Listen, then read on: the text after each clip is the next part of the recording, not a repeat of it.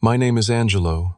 I'm 26 years old and I never thought I'd be the one to refuse helping my own father.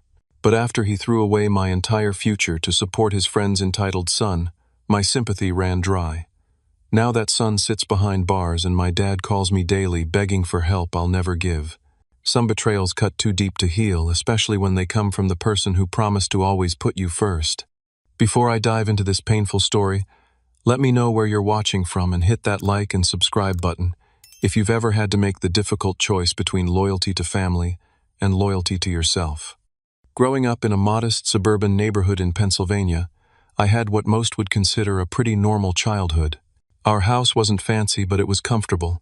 A 3-bedroom ranch-style home with a small backyard where Dad would toss football with me on weekends. We weren't rich, but we weren't struggling either. Dad made sure I never felt like I was missing out on anything important. My father, Martin, was a respected structural engineer at one of the biggest construction companies in the state. He had a reputation for being meticulous, reliable, and incredibly hardworking. People in the industry knew him as the guy who could solve problems nobody else could figure out. I admired him for that, his intelligence and dedication. He worked long hours sometimes, but he always made time for me. Mom was a high school English teacher passionate about literature and inspiring her students. She was the emotional backbone of our family, warm, nurturing, and incredibly patient. The kind of mom who would stay up all night helping with school projects or baking cookies for the entire class. Our home was filled with books because of her, and my love for reading came directly from her influence. Our family dynamic changed dramatically when I was 14. Mom was diagnosed with aggressive breast cancer. The following 8 months were a blur of hospital visits, chemotherapy sessions, and watching her slowly fade away. Despite fighting courageously, she passed away just before my 15th birthday. Her death left a massive void in our lives that nothing could fill. After Mom died, it was just Dad and me against the world. The first few months were incredibly difficult. Dad threw himself into work during the day, but at night I would sometimes hear him crying in their bedroom. I was dealing with my own grief too, but somehow our shared loss brought us closer together. We developed routines to keep ourselves functioning. I took over cooking dinner, mostly simple pasta dishes and sandwiches at first, while Dad handled the laundry and other household chores. I promise you, Angelo, Dad told me one night about 6 months after Mom's passing, you will always be my priority. Everything I do from now on is to make sure you have the best future possible. That's what your mother would have wanted. I believed him completely. Why wouldn't I? He was my father, my hero, the man who had never let me down. School became my refuge after Mom died. I threw myself into studying partly to distract from the grief, and partly because I had discovered my passion for medicine. I wanted to become a doctor, specifically an oncologist. I wanted to help people like my mom, maybe even find better treatments so other kids wouldn't lose their parents too young. Dad fully supported this dream, proudly telling anyone who would listen about my ambitions. Throughout high school, I maintained a near-perfect GPA. I joined the science club, volunteered at the local hospital, and even shadowed physicians during summer breaks. By senior year, my hard work paid off when acceptance letters started arriving from several prestigious universities, including my dream school with one of the best pre-med programs in the country. The financial aspect seemed secure too. Mom's life insurance policy had been substantial, and Dad had set aside that money specifically for my education. Additionally, he had his own savings that he planned to contribute. We weren't concerned about student loans, at least for undergraduate studies. Medical school would be another challenge, but we had time to figure that out. Your education fund is sacred, Dad had assured me. That money is untouchable. It's your future. Around this time, Dad started mentioning his college friend Marcus more frequently. They had been roommates and best friends during their university years, but had somewhat drifted apart as adults, keeping in touch mainly through occasional phone calls and Christmas cards. Marcus had gone into investment banking and had done extremely well financially. He lived in a mansion in Connecticut, drove luxury cars, and sent his son to elite private schools. Marcus has always been brilliant with money, Dad would say, a hint of admiration in his voice. But between you and me, I think he missed out on the important stuff. He barely knows his own son. That son was Jason. I had met him a few times over the years at rare family gatherings. He was a year younger than me, but we had never connected. He seemed disinterested in anything I had to say, always glued to his phone or making sarcastic comments under his breath. I didn't dislike him. We simply had nothing in common. He was into expensive clothes parties and status symbols, while I preferred books, science, and quieter activities. Little did I know that Jason would soon become a permanent fixture in our lives, and that his presence would shatter everything my father and I had built together. The summer after my high school graduation should have been filled with excitement about college and my future. Instead, everything changed when Dad announced we would have a house guest for the foreseeable future. Marcus and his wife are getting divorced. Dad explained one evening over dinner. It's getting ugly, and Marcus needs to handle some business overseas for the next couple of years. He asked if Jason could stay with us until things settle down. I was surprised but tried to be understanding. How long exactly is he staying? I asked already, calculating how this might affect our household. About 2 years, Dad replied, avoiding eye contact. Marcus has to establish a new office in Singapore. It's a huge opportunity for him. 2 years seemed excessive, but I nodded anyway. Dad had always taught me about helping others in need, and I figured this was just another example of his generosity. Besides, I would be away at college most of that time, so it wouldn't impact me directly. Or so I thought. Jason arrived 3 days later with 6 suitcases and an attitude that immediately set me on edge. Dad welcomed him with open arms, having prepared our guest room with new bedding, a desk, and even a television that he had purchased specifically for Jason's arrival. "Uncle Martin, thanks for letting me crash here," Jason said, flashing a charming smile that disappeared the moment Dad turned away. He gave me a dismissive glance before asking, "So where exactly am I staying in this?" "It's place." The subtle dig at our home stung, but I brushed it off. Our house wasn't a mansion like what he was used to, but it was clean, comfortable, and filled with memories. The first few weeks with Jason were a period of adjustment. On the surface, he was polite whenever Dad was around. He would help with dishes after dinner, or offer to mow the lawn. But when we were alone, a different side emerged. He made snide comments about our neighborhood, our furniture, even the food Dad prepared. Nothing was up to his standards. "Do you guys always eat frozen pizza on Fridays?" he asked one evening, barely concealing his disdain. At home, we usually had our chef prepare something fresh. I later learned from Dad that Jason had been expelled from his previous school for fighting. Not just any fight. He had apparently sent another student to the hospital with a broken nose after the boy had made a comment about Jason's expensive shoes.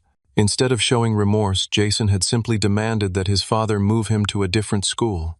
"He's just going through a rough time," Dad defended him when I expressed concern. "His parents' divorce has been hard on him, and now his father's shipping him off to stay with people he barely knows. We need to give him grace, Angelo." I tried to see it from Dad's perspective, but something about Jason felt off. His charm seemed calculated, his generosity performative. It was like watching an actor play the role of a grateful houseguest whenever Dad was watching. As days turned into weeks, I noticed subtle changes in our household dynamics. Dad began asking my opinion less, and consulting with Jason more. What movie should we watch? Jason's pick. Where should we go for dinner? Somewhere Jason wanted to try. What weekend activities should we plan? Whatever would make Jason feel welcome. I told myself not to be petty. After all, Jason was the guest and he was going through a difficult time. But the knot in my stomach grew tighter when Dad started altering our long-standing traditions to accommodate Jason's preferences. Our Sunday morning hikes, a ritual we'd maintained even after Mom died, were replaced by sleeping in because Jason had a late night. My birthday dinner at our favorite Italian restaurant was changed to an upscale steakhouse because Jason doesn't really like pasta. Small changes perhaps, but they felt symbolic of a larger shift. The most alarming change came when Dad started spending money differently. Despite being financially comfortable, my father had always been frugal, a trait that had served our family well. Suddenly, he was buying expensive items for Jason, designer clothes, the latest smartphone, even a laptop that cost twice what he'd spent on mine. Marcus sent money for Jason's expenses, Dad explained when I cautiously brought it up. But the explanation didn't align with the growing collection of credit card statements I occasionally glimpsed on Dad's desk. The situation escalated when Dad came home one evening with a brand new car, Not for himself, but for Jason. He needs transportation to his new school, Dad explained, tossing the keys to a beaming Jason. Besides, Marcus is covering most of the cost. I nodded silently. Though I knew our second car, which I had been using, was perfectly functional and could have served Jason just as well. The extravagance seemed unnecessary, especially with my college expenses looming. That night, I overheard a phone conversation between Dad and Marcus that confirmed my suspicions. Dad was explaining the car purchase, and Marcus seemed surprised. "It's no problem," Dad insisted. "Jason needed it, and I'm happy to help. You can pay me back whenever." After hanging up, Dad noticed me standing in the hallway and had the decency to look embarrassed. "Marcus is a bit overwhelmed right now," he explained weakly, "but he's good for it." I wanted to believe that this was temporary, that once I left for college things would normalize, that Dad was just being extraordinarily generous to his friend's son during a difficult transition, that once I was gone he would stop trying to compensate for my absence by showering Jason with attention and gifts. I was wrong on all counts. August arrived, and with it came the time to finalize my college enrollment. I had chosen Westmoreland University, one of the top schools for pre-med in the country. Their program had an exceptional acceptance rate into medical schools, and several renowned oncologists had graduated from there. It wasn't just a college choice. It was the first step toward fulfilling the promise I'd made at my mother's grave. The acceptance package had arrived months earlier, and I'd completed all the necessary paperwork. All that remained was making the first tuition payment and finalizing my housing arrangement. Dad and I had agreed to handle this together as we'd planned for years. "Let's set up the bank transfer this weekend," I reminded Dad one Thursday evening as we cleared the dinner table. Jason was out with friends from his new private school, so it was just the two of us. "Right, yes," Dad replied, but something in his tone made me pause. He wasn't meeting my eyes, and his hands fidgeted with the dishcloth. "Actually, Angelo, we might need to talk about that." My stomach dropped. I knew that tone. It was the same one he'd used when telling me Mom's cancer had spread. "What's wrong?" I asked, immediately sitting back down.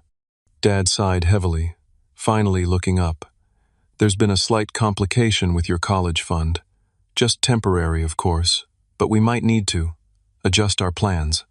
"What kind of complication?" I asked, my voice steady despite the alarm bells ringing in my head. "I had to use some of the money," he admitted. "Jason got into some trouble. Gambling debts. Serious ones. Men came to the house looking for him, Angelo. Dangerous men."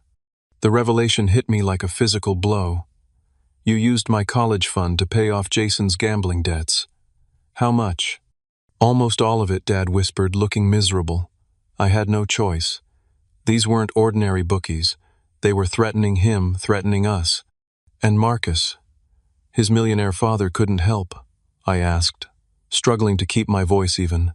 "Marcus has cash flow issues right now with the divorce and the new office. He'll reimburse us, of course, but it will take time." I sat in stunned silence, trying to process what this meant. The carefully planned future I had worked toward for years was suddenly in jeopardy. "So what happens now?" I finally asked. "You might need to defer for a year," Dad suggested tentatively. "Just until we can rebuild the fund. Or maybe consider community college for the first 2 years." Community college. After graduating with a 4.0 GPA and perfect SAT scores, after receiving merit scholarships that would cover a portion, but not nearly enough of the prestigious university's tuition. "Did you even consider what this would do to my future before you handed over my education money?" I asked, my voice breaking despite my efforts to remain calm. "Of course I did," Dad insisted. "But what choice did I have? These were dangerous people, Angelo. They threatened violence. Was I supposed to let Jason get hurt?" "You were supposed to protect me too," I replied quietly. "You promised, Mom. You promised me." Dad flinched as if I'd slapped him. "This is temporary. I'll fix it, I swear. I'll work overtime, take on consulting jobs. Marcus will pay us back." But I knew better. The fall semester was starting in 3 weeks.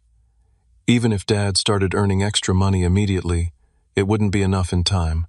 The following days were a blur of desperate alternatives.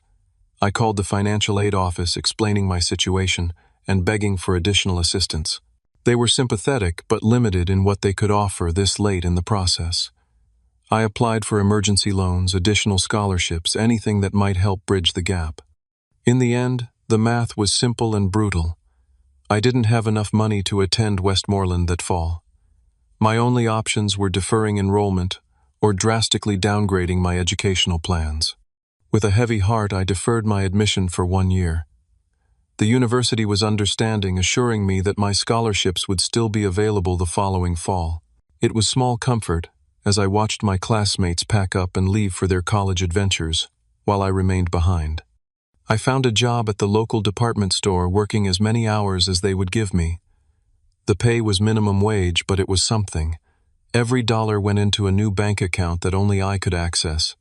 Throughout this time, Jason showed no gratitude for the sacrifice that had been made on his behalf. If anything, he seemed to take it as his due.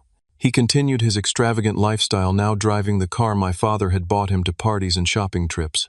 Whenever I worked evening shifts, I would return home to find him lounging in our living room, expensive sneakers propped on our coffee table, playing video games on a new console that hadn't been there before. "Your dad's pretty cool," he commented once, not looking away from his game. "Mine would have let those guys break my legs." The casual way he referenced the situation that had derailed my life made my blood boil, but I held my tongue. Confronting him would accomplish nothing except creating more tension in a home that was already feeling less like mine every day. Dad, for his part, seemed caught between guilt about my situation and an inexplicable need to continue catering to Jason's every whim. He worked longer hours and took on weekend projects, presumably to rebuild my college fund. Yet somehow there was always money for whatever Jason needed or wanted. "It's complicated," Dad would say whenever I questioned a new purchase for Jason. "Marcus is sending what he can, but Jason needs to maintain certain appearances at his new school." Appearances. As if those mattered more than the education I had worked so hard to earn. As if designer clothes for Jason were more important than my future career as a doctor. As fall turned to winter, I watched from the sidelines as my peers posted about their college experiences on social media. Lab experiments, study groups, new friendships, and academic challenges, everything I should have been experiencing. Instead, I was folding sweaters at the department store and coming home to a house where I increasingly felt like a guest. The sacrifice might have been bearable if Jason had shown any sign of turning his life around. But from what I could observe, he was simply continuing his pattern of entitlement and poor choices. He was skipping classes at his expensive private school, coming home smelling like alcohol on weeknights, and somehow acquiring possessions that seemed beyond even my father's generous provisions. I tried to warn Dad, but he dismissed my concerns as jealousy. "You need to be more understanding," he admonished after I pointed out Jason's declining grades. "Not everyone is naturally academically inclined like you. He's finding his way. Finding his way at my expense, with my future as collateral damage." The bitterness I tried to suppress grew stronger with each passing day. The father I had known, the one who had promised to put me first, seemed to have been replaced by a man I barely recognized, one whose priorities had shifted dramatically, with me no longer at the top of the list. Winter gave way to spring, and I continued my monotonous routine of work and saving. Each paycheck brought me slightly closer to my goal, though the progress felt painfully slow. At the current rate, I would still be significantly short by the time fall enrollment came around again.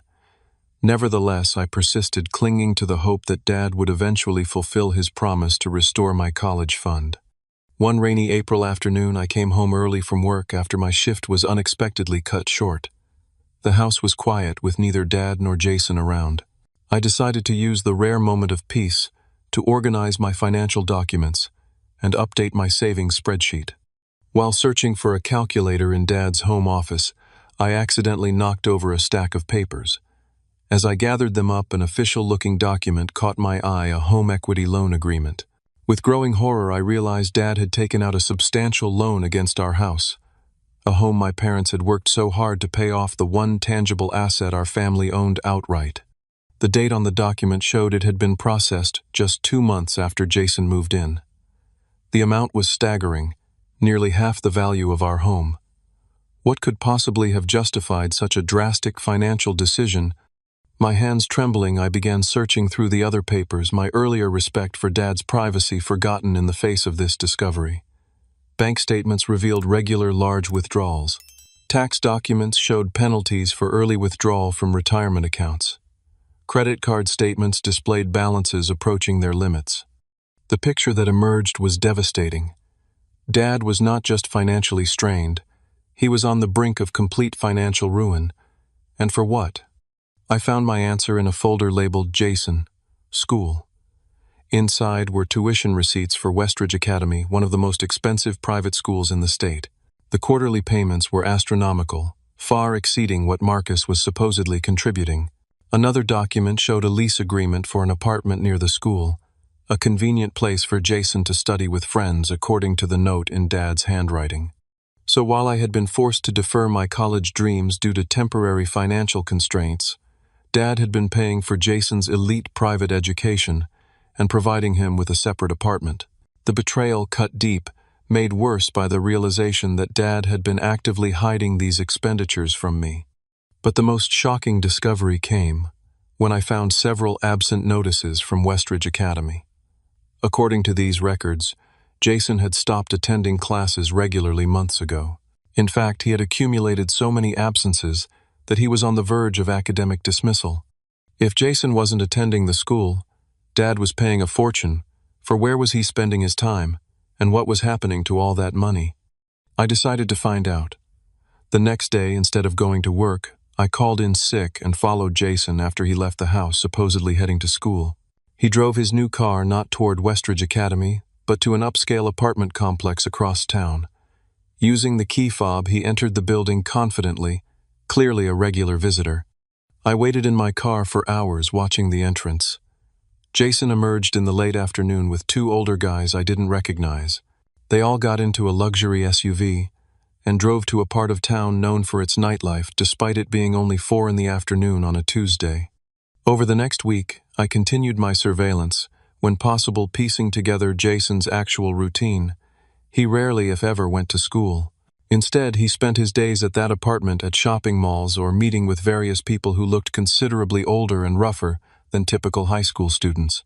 One evening, I managed to get close enough to overhear a conversation between Jason and one of his companions. They were discussing prices and quantities using thinly veiled terminology that made it clear they were talking about drugs. Jason wasn't just a user.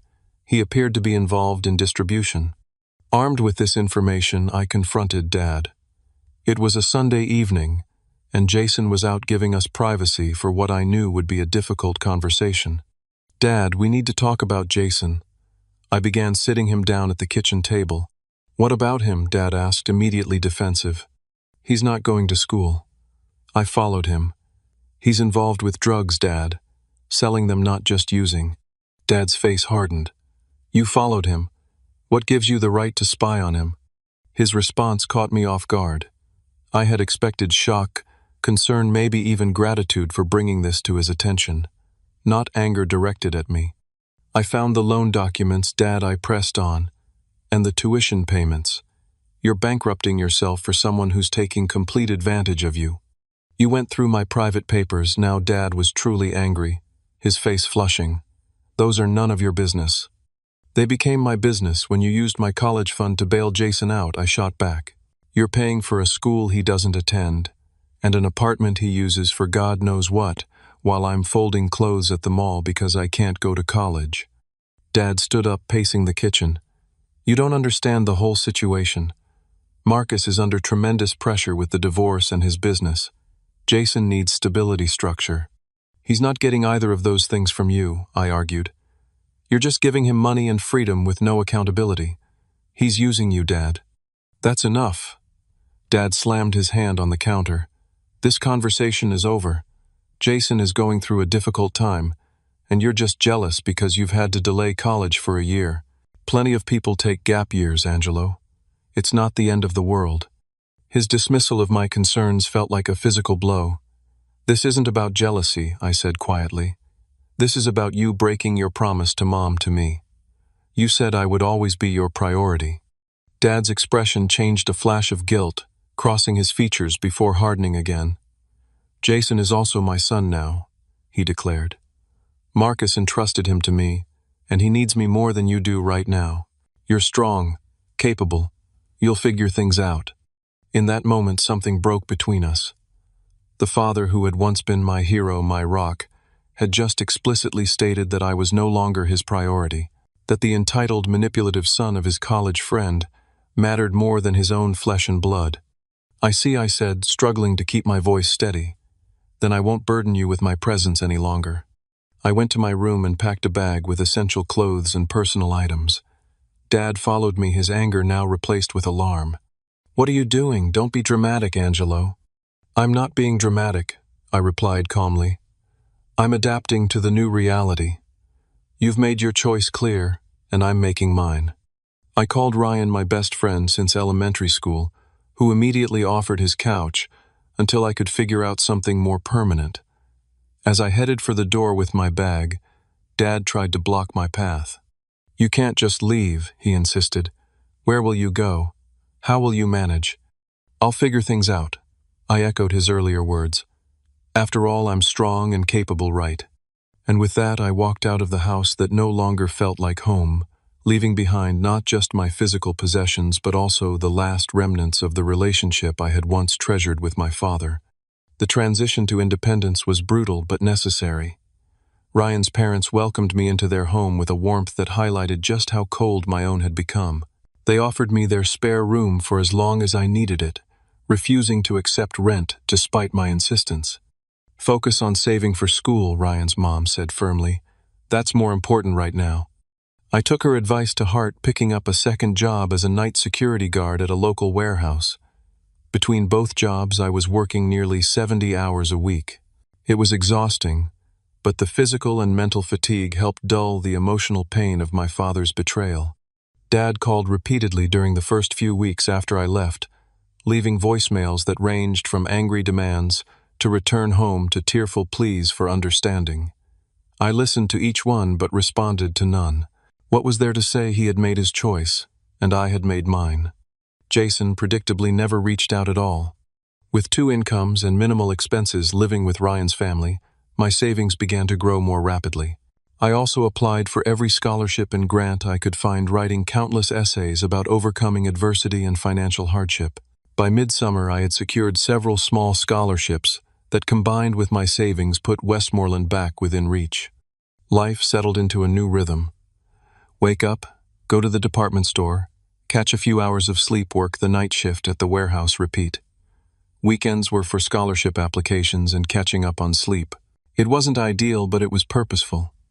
Every day brought me closer to reclaiming my future. 8 months after leaving home, I received an unexpected visit from Mrs. Jenkins, our elderly neighbor who had lived next door to us for as long as I could remember. She had tracked me down through mutual acquaintances concerned about my welfare. "I've been worried about you, Angelo," she said as we sat in a coffee shop. "But I can see you're doing all right for yourself." "I'm managing," I replied. "How are things in the old neighborhood?" Her expression grew troubled. "That's partly why I wanted to find you. Your father's house is being foreclosed on. The bank put up the notice last week." The news shouldn't have surprised me given what I'd discovered about Dad's finances, but it still landed like a punch to the gut. That house contained all my childhood memories, including the last physical connections to my mother. "Do you know what happened?" I asked, though I had my suspicions. "Your father lost his job about 4 months ago," Mrs. Jenkins explained. "Something about company funds being misappropriated. There were rumors." She trailed off, clearly uncomfortable. "What rumors?" I pressed. "That he had been using company resources to help that boy who was staying with you, paying for things the company wouldn't approve of. I don't know the details, but it was serious enough that they let him go after 20 years. So Dad's financial recklessness had extended beyond our personal resources to his workplace. The level of self-destruction was staggering." "And Jason?" I asked. "Is he still there?" Mrs. Jenkins shook her head. "That boy got arrested about a month ago. Drug charges, assault, something serious. It's been in all the local papers." She pulled out a folded newspaper clipping from her purse and handed it to me. The headline read, "Local teen among 5 arrested in drug ring bust." Jason's smug mugshot stared back at me from the page. According to the article, he was facing multiple felony charges, including distribution of controlled substances and aggravated assault after allegedly beating a customer who couldn't pay. Your father's been selling everything to pay for lawyers, Mrs. Jenkins continued. The car furniture, even your mother's jewelry, I heard. He's a shell of himself, Angelo. I folded the clipping and returned it to her, my emotions, a complex mixture of vindication and sorrow. I had been right about Jason all along, but being right brought no satisfaction. After that meeting, curiosity got the better of me. I drove past our old house and was shocked by its appearance. The once immaculate lawn was overgrown, the paint peeling, and a large foreclosure notice was indeed taped to the front door. It looked abandoned, though Mrs. Jenkins had confirmed Dad was still living there. Against my better judgment, I decided to visit Jason in the county jail. I needed to understand why he had taken advantage of my father's generosity, why he had shown no remorse for destroying our lives. The visiting room was stark and depressing. Jason appeared in an orange jumpsuit, thinner than I remembered, and sporting a new scar across his cheek. Yet his trademark smirk remained intact as he sat across from me. "Well, look who it is," he drawled. "Uncle Martin's real son gracing me with his presence. To what do I owe the honor?" "I want to know why," I said simply. "Why did you do it?" "My dad gave you everything." Jason laughed, a harsh sound devoid of humor. "Because I could. Because your dad made it so easy. He was so desperate to play the hero, to be the good father figure that my own dad never was. He bankrupted himself for you." I said, my voice tight with anger. "He lost his job, his home, everything." "Not my problem," Jason shrugged. "Nobody forced him to keep writing checks. Besides, your dad's an idiot. He caught me high as a kite multiple times and still believed me when I said I was just tired from studying. He found drug paraphernalia in my room and accepted my story that I was holding it for a friend. He wanted to believe the best about me so badly that he ignored what was right in front of his face. The casual cruelty in his assessment of my father was breathtaking. Yet I couldn't entirely disagree with his characterization. Dad had been willfully blind. "What about your father?" I asked. "Does Marcus know what's happened?" Another laugh. "Oh, that's the best part. Dear old Dad isn't coming back from Singapore, ever. He's got a new wife there, 20 years younger, and a baby on the way. The temporary assignment was his exit strategy from day one. He dumped me on your dad and disappeared." The revelation stunned me. "Dad doesn't know." "Probably not," Jason admitted. "Marcus stopped taking his calls months ago. But hey, I got a good run out of it. Almost 2 years of premium living on Uncle Martin's dime." I stood up, disgusted by his lack of remorse. "You'll be spending the next several years in a much less premium environment." Maybe Jason smirked. "But my lawyer thinks he can get me a deal.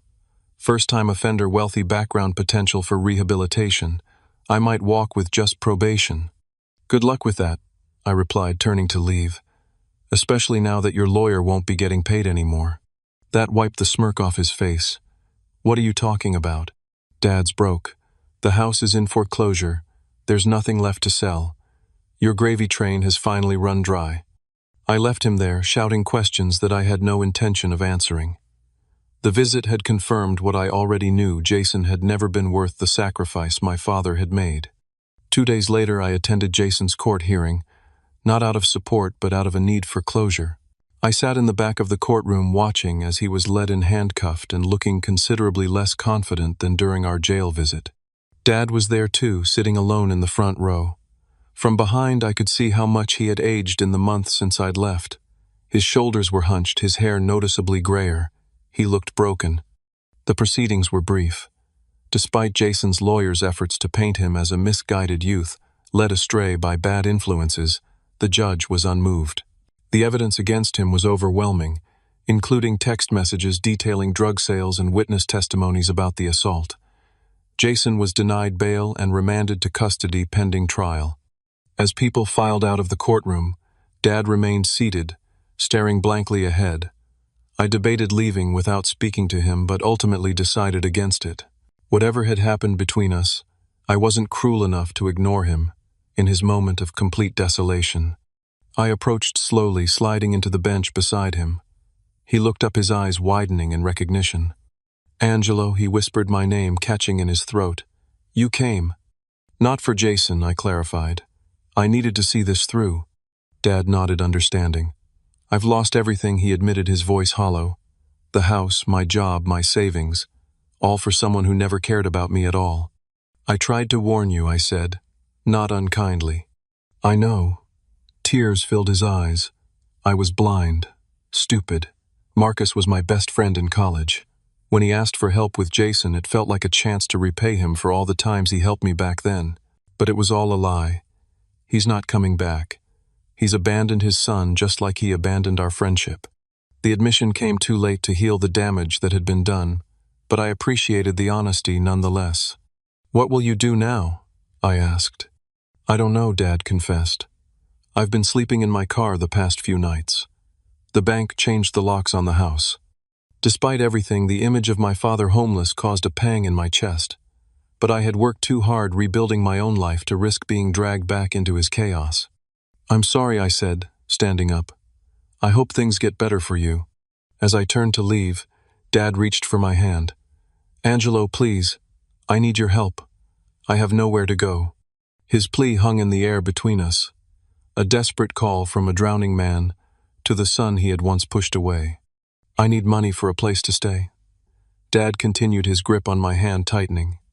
"Just until I can get back on my feet. I know you must have some savings by now. Please, son." The irony was almost too much to bear. Here was my father, who had given away my college fund without hesitation, now asking me for the money I had painstakingly saved to replace what he had taken. "How much do you need?" I asked, more out of curiosity than willingness to help. "Just a few thousand to get started," he replied, hope flickering in his eyes. "Enough for first and last month's rent on an apartment. And," he hesitated, "I also need to keep paying Jason's lawyer. He's facing serious charges, Angelo. He could get 10 years. And there it was. Even now, even after everything, Jason remained his priority. The realization crystallized something inside me. "No," I said, firmly pulling my hand away. "I won't give you money for Jason's lawyer. Not a single dollar." "But he's just a kid who made mistakes," Dad protested. "He needs help." "I needed help too," I reminded him. "I needed my college fund that you gave away. I needed the father who promised to put me first." Dad's face crumpled. "I know I failed you, and I'm sorry. But two wrongs don't make a right. Are you really going to let me be homeless? Let Jason go to prison for years when he could get rehabilitation instead." For a moment I wavered. This was my father, after all. The man who had taught me to ride a bike, who had held me when Mom died, who had been my hero for so many years. But then I remembered the months of working 2 jobs until my body ached. The nights spent wondering if I would ever reclaim my dream of becoming a doctor. The pain of realizing I had been replaced in my father's heart by someone who saw him only as a resource to exploit. "Jason isn't going to prison because of me," I said carefully. "He's going because of his own choices and yours. You chose to enable him instead of setting boundaries. You chose to give him money for drugs instead of consequences for his actions. You chose him over me, over and over again." "That's not fair," Dad protested weakly. "Isn't it you took the money Mom wanted me to have for education and gave it to a virtual stranger? You mortgaged our family home to pay for his private school that he didn't even attend. You risked your job, your reputation, everything we had built together. Those were your choices, Dad. And now you're facing the consequences." Dad's shoulders slumped in defeat. "So you're just going to walk away? Leave me with nothing?" "The way you left me with nothing," I countered. "Yes, I have to. Not out of revenge, but because I've worked too hard to rebuild my life. In 2 months, I'm finally starting college. The money I've saved is for my future, not for bailing you out of a situation entirely of your own making." I stood up, ready to leave, but turned back for one final thought. "You know what the saddest part is? If you had come to me and said you needed help for yourself, just yourself, I might have considered it. But you're still putting Jason first even now, and I can't compete with that anymore. I won't." With those words, I walked out of the courtroom, leaving my father behind. It was the hardest thing I had ever done, but also the most necessary. Sometimes love means setting boundaries even when it breaks your heart to do so. In the following weeks, I focused entirely on my upcoming transition to college. I gave notice at both jobs, thanked Ryan's family for their generosity, and began preparing for the move to Westmoreland University. My hard work with scholarship applications had paid off, securing enough financial aid to cover most of my expenses. The rest would come from my savings and a modest student loan.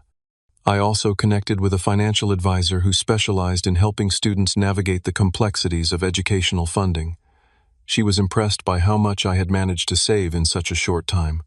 "Most people in your situation would have given up," she remarked during our consultation. "The fact that you persevered shows remarkable determination."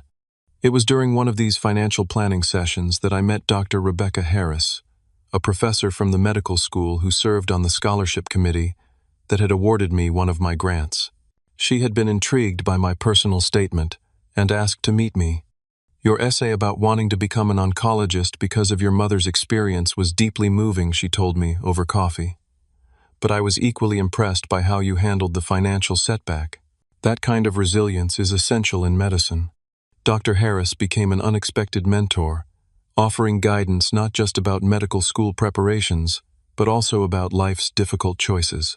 When I confided in her about the situation with my father, she listened without judgment. Sometimes the kindest thing we can do for someone is to let them face the natural consequences of their actions, she observed. "It's how people grow. Your father made choices that hurt you deeply, and now he needs to find his own path forward just as you've found yours." Her words gave me permission to continue prioritizing my future without guilt. And when she told me about a special program designed to support students from challenging backgrounds who aspired to careers in medicine, I felt like pieces were finally falling into place. The Resilience in Medicine program provides not just financial support but also mentorship and research opportunities, she explained. "I think you would be an excellent candidate." With Dr. Harris's recommendation, I was accepted into the program, which would provide additional funding and support throughout my undergraduate years and potentially into medical school as well. For the first time since discovering my emptied college fund, I felt truly secure in my educational path. As moving day approached, I made one final decision that symbolized my commitment to my new beginning. I legally changed my last name from my father's to my mother's maiden name. It wasn't about rejection or spite. It was about honoring the parent who had genuinely put me first and claiming an identity independent of the pain my father had caused. The day before I left for Westmoreland, I received a letter from Dad. His handwriting on the envelope was shaky but recognizable. For a long moment, I considered returning it unopened. But curiosity won out, and I carefully tore open the seal. Inside was a short note, along with a small tarnished key. "Angelo," the letter began, "I know you may never forgive me, and I don't blame you. I made terrible choices and hurt the person I should have protected above all others. There are no excuses. This key opens a safety deposit box at First National Bank. Inside is your mother's jewelry. It's the one thing I couldn't bring myself to sell, even at my most desperate. It belongs to you not to pay for Jason's legal fees or my mistakes, but because your mother would have wanted you to have it. I'm staying at the homeless shelter on 5th Street. If you ever want to talk, that's where you can find me. But I understand if you don't. I am proud of you for standing your ground and fighting for your future. It took losing everything for me to see how wrong I was. I hope someday you can find it in your heart to at least hear my apology in person. With love, despite everything, Dad." I folded the letter carefully and placed it in my journal. The key I secured in my wallet. I wasn't ready to forgive him. Perhaps I never would be. But I appreciated this small acknowledgement of his failings and his effort to save this one connection to my mother. As I packed the last of my belongings into my used car, ready to drive toward my long-delayed future, I felt a complex mixture of emotions: sadness for what had been lost, anger that still occasionally flared, but predominantly a sense of hard-won independence and clarity. My father had taught me an unexpected lesson that sometimes the people we love the most can hurt us the deepest, and that true strength comes not from avoiding pain, but from choosing how to respond to it. I had chosen to prioritize my future rather than remain entangled in a cycle of enabling and disappointment, It wasn't the easy choice, but it was the right one.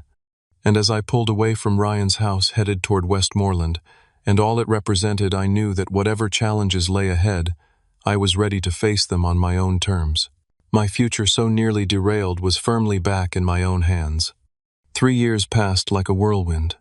I immersed myself in my studies at Westmoreland, maintaining a near-perfect GPA, while participating in research projects and volunteer work at the university hospital.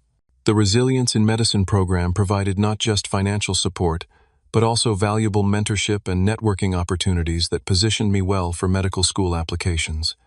Dr. Harris remained a constant presence in my academic journey, offering guidance when needed, and challenging me to push beyond my comfort zone. Under her supervision, I co-authored a research paper on innovative patient communication techniques in oncology that was published in a respected medical journal. It was a proud moment that validated all the sacrifices and hard work. My personal life flourished as well. I formed deep friendships with classmates who shared my passion for medicine, joined a running club that gave me a healthy outlet for stress, and even began dating Sophia, a brilliant biochemistry major with dreams of pharmaceutical to research. Life had a fullness and purpose that I sometimes feared had been permanently lost during those dark days after my father's betrayal. I had just been accepted to 3 top medical schools and was celebrating with friends when a letter arrived from an unfamiliar address. The handwriting, however, was immediately recognizable. Dad. I had not seen or spoken to him since that day in the courtroom 3 years earlier. The letter sat on my desk for 2 days before I finally found the courage to open it. Dear Angelo, it began. I hope this letter finds you well. I've been following your achievements from afar through the university newsletter. The publication of your research paper made me prouder than I can express. You're achieving everything you always dreamed of, and I'm grateful that my poor choices ultimately didn't prevent that. My life has taken many turns since we last spoke. After several months at the shelter, I found work as a maintenance man at an apartment complex. The pay is modest, but it comes with a small studio apartment. I've been sober for 2 years now. Yes, I had to admit to myself that alcohol had played a significant role in my poor judgment regarding Jason. Speaking of Jason, he was sentenced to 6 years, but will likely serve 4 with good behavior. I visit him monthly, though our relationship has changed dramatically. He's attending GED classes in prison and claims to be reflecting on his choices. Time will tell if that's genuine. I'm writing because I've recently been diagnosed with early-stage prostate cancer. The prognosis is good with treatment, but it's made me realize how much unresolved pain still exists between us. I'm not asking for forgiveness or financial help. I have decent insurance through my job. I'm simply letting you know and saying once again how deeply sorry I am for everything. If you ever want to reach out, my address and phone number are below. If not, I understand completely. Either way, I wish you nothing but success and happiness in your medical career and beyond. Love always, Dad. The letter hit me harder than I expected. Cancer, the disease that had taken my mother, now threatening my father. Despite everything, the news caused an ache in my chest that I couldn't ignore. I didn't call him. I wasn't ready for that. But I did send a check for $500 with a brief note for temporary housing costs during treatment. Not forgiveness, just basic humanity. It was all I could offer at that point. A small gesture of acknowledgement without emotional reconciliation. The money wasn't much to me now, with my scholarship covering most expenses and a part-time research position providing income, but it would help ensure he didn't lose his apartment while undergoing treatment. A month later, another letter arrived, thanking me for the assistance and updating me on his first round of radiation therapy. I read it, filed it away with the others, and continued with my life. Then, just as I was preparing to graduate and begin medical school, a final letter arrived. This one was different, written on official prison stationery. Angelo. It began in unfamiliar handwriting. You don't know me, but I'm Jason's cellmate writing this at his request. Jason was attacked 3 days ago in the yard. He didn't make it. Before he died, he asked me to tell Martin that he was sorry for everything. He also mentioned you, saying you were right about him all along, and he hopes you became a doctor despite what he did. The prison has notified your father, but Jason wanted to make sure you knew too. For what it's worth, he seemed genuinely regretful in his final moments. Respectfully, Thomas Wilson. I sat with the letter for a long time, processing the complex emotions it stirred. Jason's death wasn't cause for celebration despite the pain he had caused. It was simply a tragic end to a troubled life, one that had intersected with mine in the worst possible way. I found myself thinking about my father now dealing with both cancer and the death of someone he had sacrificed everything to protect. Whatever resentment I still carried, I couldn't imagine his pain in that moment. After much reflection, I did something I hadn't done in over 3 years. I called my father. The conversation was awkward, stilted at first. We carefully navigated around the deepest wounds, focusing instead on his health updates and my upcoming medical school plans. But as we talked, something shifted subtly. Not forgiveness exactly, but perhaps the first tentative step toward a new understanding. I heard about Jason, I said finally, when we could no longer avoid the subject. Yes, Dad replied, his voice thick with emotion. It's been difficult. I'm sorry I offered and meant it. Not sorry for maintaining my boundaries, but sorry for the pain he was experiencing. The irony is, Dad continued after a moment, he called me the day before it happened. First time in months. Said he was getting released early for good behavior and needed money to start fresh. I told him no. For the first time ever, I refused him. I was genuinely surprised. That must have been hard for you. It was the right thing to do, Dad said simply. Too late, obviously, but I finally understood what you tried to tell me years ago. About enabling. About consequences. That conversation didn't magically heal our relationship, but it opened a door that I had thought permanently closed. We began speaking monthly, brief calls that gradually grew less uncomfortable. I didn't attend Jason's funeral, but I did send flowers with a card signed simply Angelo. As I packed for my move to medical school, I reflected on the journey that had brought me here. The path had been far more difficult and painful than I ever could have imagined, but I had emerged stronger, more resilient, and with a deeper understanding of both human frailty and strength. The lessons had been harsh but invaluable. That love without boundaries can become destructive. That helping someone doesn't always mean giving them what they ask for. That sometimes the bravest, most loving action is to say no. That your worth isn't determined by others' treatment of you, but by your own choices and integrity. Most importantly, I learned that rebuilding after betrayal is possible. Not by forgetting or minimizing the harm done, but by refusing to let it define your future. By choosing consciously and deliberately to build something new from the ashes of what was lost. Today, as I prepare to take the first steps toward becoming the doctor I always dreamed of being, I carry these lessons with me. They will make me a better physician, one who understands that true healing sometimes requires painful honesty and difficult choices. I don't know what the future holds for my relationship with my father. Perhaps we'll eventually find our way to something resembling forgiveness. Perhaps not. But I know that I've made peace with my decision to prioritize my own well-being and future, even when it meant walking away from someone I loved. Sometimes refusing to help is the only way to truly help. Sometimes the hardest choices are the most necessary ones. And sometimes when someone throws away your future for another person, the most powerful response is to reclaim that future for yourself, one determined step at a time. Have you ever had to make the painful choice between helping someone you love and protecting your own future? Did you choose to help or walk away? And do you regret your decision? Share your experiences in the comments below. If this story resonated with you, please like, subscribe, and share it with someone who might be struggling with similar difficult choices. Thank you for listening to my journey, and remember that sometimes the strongest thing you can do is simply put yourself first. I wish you courage and clarity in all your difficult decisions.